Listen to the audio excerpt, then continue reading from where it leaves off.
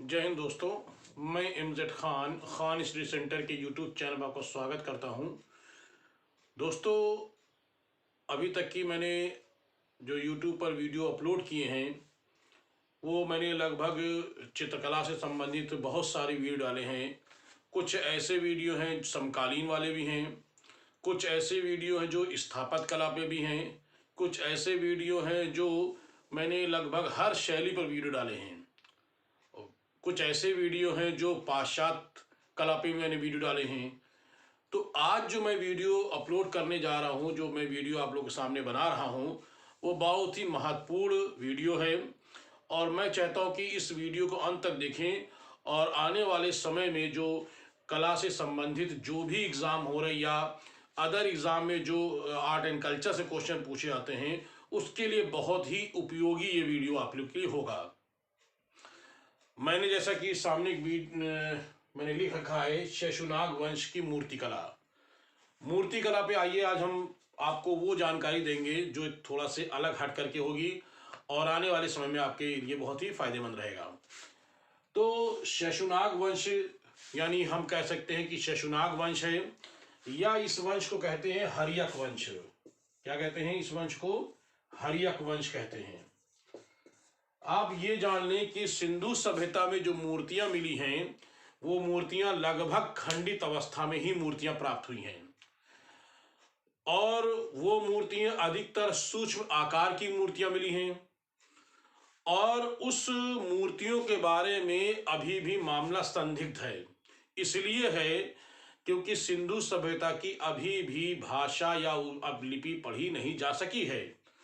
लेकिन जो स्पष्ट रूप से भारत में जो मूर्तियां बनना शुरू हुई हैं या मूर्तियां हमें जो मिलती हैं उनमें हम देख सकते हैं शेषुनाग वंश की मूर्तियां या कह सकते हैं हर्यक वंश की हमें मूर्तियां मिली हैं।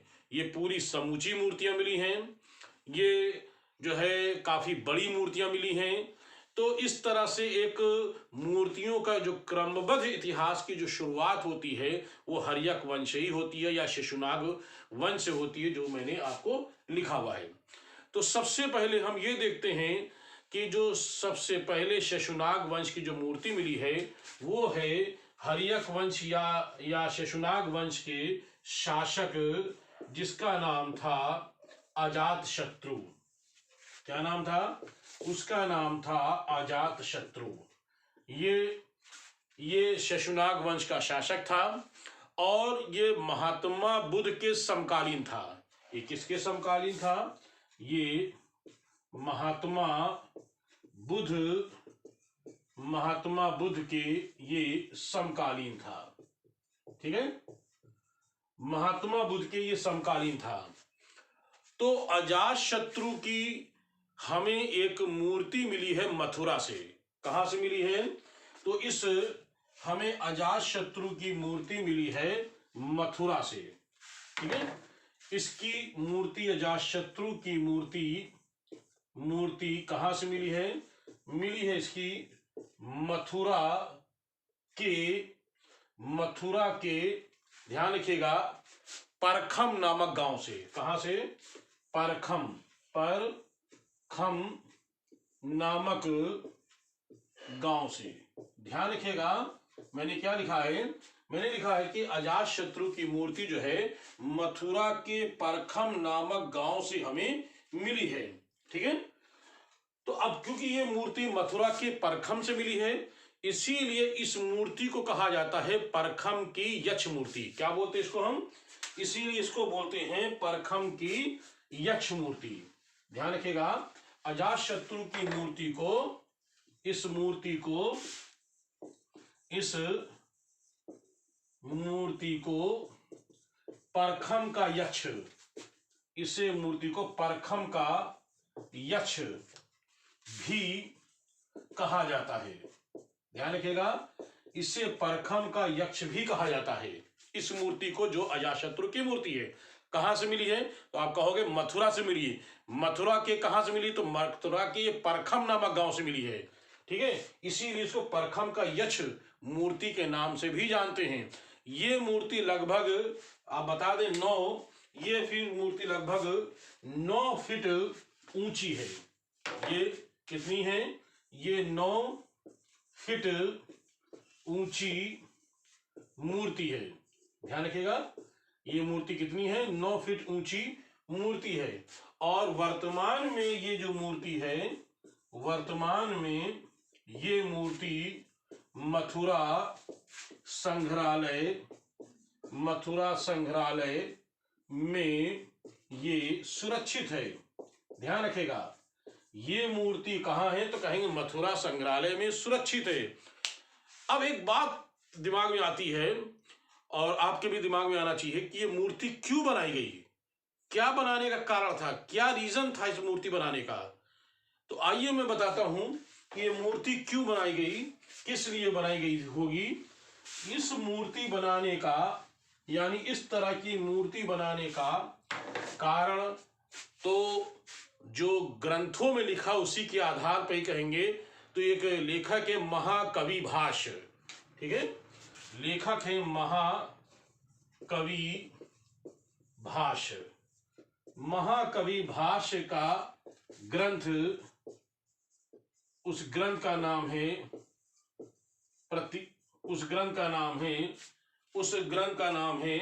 प्रतिमा नाटक ग्रंथ। क्या नाम है उस ग्रंथ का? नाम प्रतिमा नाटक ग्रंथ है। तो ध्यान रखिएगा, प्रतिमा नाटक ग्रंथ। प्रतिमा से आपको लग ही रहा है कि प्रतिमा मतलब तो मूर्ति। तो प्रतिमा नाटक ग्रंथ में इसमें उल्लेख है। इसमें उल्लेख है, क्या उल्लेख है मैं पहले बता देता हूं, फिर लिख देता हूं। इसमें उल्लेख हुआ है कि जब राजा की मृत्यु हो जाती थी तो जो विशेष राजा होते थे, जो लोग जनता इनको चाहती थी, ऐसे राजाओं की मूर्तियां बनाई जाती थी। इन मूर्तियों को बना करके एक विशेष पूजा स्थान पर रखा जाता था और ऐसे पूजा स्थान को देव या देवकुल के नाम से जानते हैं, जहां पर लोग उसकी पूजा करते थे। तो इस ग्रंथ में उल्लेख हुआ है कि जब राजा की मृत्यु हो जाती थी तो उसी की तरह मूर्ति बनाई जाती थी। ठीक है, मूर्ति को देवकुल या उसको कहते हैं देवकुल, या उसको बोलते हैं देवल। देवकुल या देवल, ध्यान रखिएगा, उस मूर्ति को देवकुल या देवल में रखा जाता था, जो पूजा स्थान होता था। तो आप समझ गए होंगे मैंने क्या लिखा है कि जो मूर्ति, जो राजा की मृत्यु हो जाती थी तो उसी की मूर्ति बनाई जाती थी। जैसे नहीं अभी लोग मूर्ति बनाए थे, जैसे आपकी एक मूर्ति जो है सरदार वल्लभ भाई पटेल की मूर्ति बनाई गई है, ऐसे मूर्तियां जो बनाई जाती, तो इस तरह की मूर्ति बड़े आकार की, छोटी मूर्तियां नहीं, बड़ी मूर्तियां। तो ऐसी बड़ी मूर्तियां जो है, मैंने कहा ना 9 फीट ऊंची, तो इस तरह की मूर्ति बना करके एक विशेष स्थान, जिसको बोलते हैं देवकुल बोलते हैं, या उसको बोलते हैं, मैंने लिखा है देवल, जो पूजा करने का स्थान होता, मंदिर नहीं कहेंगे हम, पूजा करने का स्थान होता था, और वहां पर रख करके उनकी पूजा करते थे। इसका उल्लेख हमें महाकवि भाष्य नाटक ग्रंथ, जिसका नाम महाकवि भाष्य का ग्रंथ है, प्रतिमा नाटक ग्रंथ में इसका उल्लेख मिलता है। ठीक है, और मैंने बताया कि ये मूर्ति कहाँ है अभी, जो अजातशत्रु वाली, तो वो मथुरा संग्रहालय में सुरक्षित है। आइए आगे देखते हैं। इसी तरीके से अजातशत्रु के पौत्र, ध्यान दीजिएगा, अजात शत्रु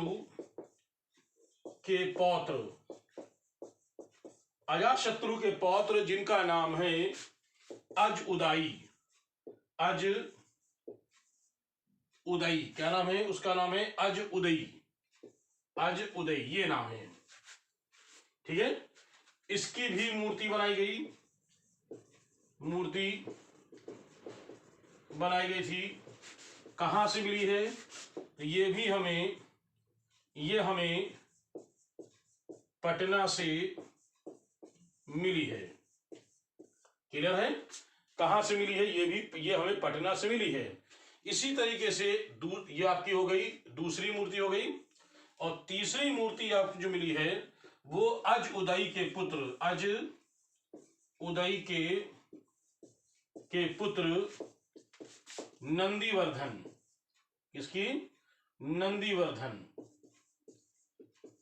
नंदीवर्धन की मूर्ति, ये भी आपकी कहां से मिली है? पटना से मिली है। तो ध्यान रखिएगा, ये भी मूर्ति आपको पटना से मिली है, अजुदय की भी मूर्ति पटना से मिली है। और दोनों ही मूर्तियां, ध्यान रखिएगा, दोनों ही जो मूर्तियां हैं ये वर्तमान में कलकत्ता संग्रहालय में सुरक्षित हैं। तो आप क्या कहोगे? ये वाली अज उदय की मूर्ति, ये वाली, और नंदीवर्धन की, ये दोनों की मूर्तियां। तो लिखोगे आप दोनों मूर्तियां कलकत्ता संग्रहालय में सुरक्षित हैं। ठीक है, ध्यान रखिएगा, मैंने क्या लिखा है कि दोनों मूर्तियां जो है अज उदय की और इनकी दोनों मूर्तियां जो है आपकी कलकत्ता संग्रहालय में सुरक्षित हैं। अच्छी तरह ध्यान दीजिएगा, ये दोनों मूर्तियां सुरक्षित हैं। आइए और भी कुछ मूर्तियां मिली हैं, आइए इन पर भी चर्चा कर लेते हैं। जो शेषुनाग वंश से संबंधित है या हर्यक वंश से संबंधित मूर्तियां हैं। ऐसे में हमें हर्यक वंश या कह लें शेषुनाग वंश की हमें एक मूर्ति मिली है, ये आप कहेंगे चौथी मूर्ति है। ये एक स्त्री की मूर्ति, ठीक है, लगभग 5 फुट की ऊंची है। और ये मूर्ति हमें कहां से मिली है? तो ये हमको मिली है मथुरा से मिली है ये, ध्यान रखिएगा। और इस मूर्ति को मनसा देवी कहा जाता है, इस मूर्ति को मनसा देवी की मूर्ति कहते हैं। ध्यान रखिएगा, जो स्त्री की मूर्ति मिली है 5 फुट, ये मथुरा से मिली है और इसे मनसा देवी की मूर्ति कहा जाता है। ठीक है, आइए आगे ध्यान दें, ये मूर्ति है कहां? ये मूर्ति जो मनसा देवी की जो मूर्ति हमने बताया है, ये मूर्ति आपकी मथुरा संग्रहालय में सुरक्षित है। ध्यान रखिएगा, कहां सुरक्षित है? आप कहोगे मथुरा संग्रहालय में ये मूर्ति हमारी सुरक्षित है। इसी तरीके से स्त्री की एक और मूर्ति मिली है, लेकिन वो मथुरा से नहीं मिली है। ठीक है, आइए इसको देखते कौन सी मूर्ति है।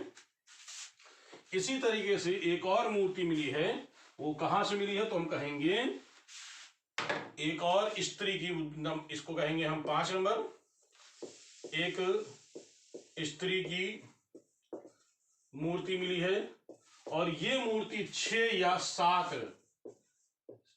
7 फुट ऊंची है। ठीक है, ऊंची ये मूर्ति जो मिली है 6 या 7 फुट ऊंची है। और कहां से मिली है?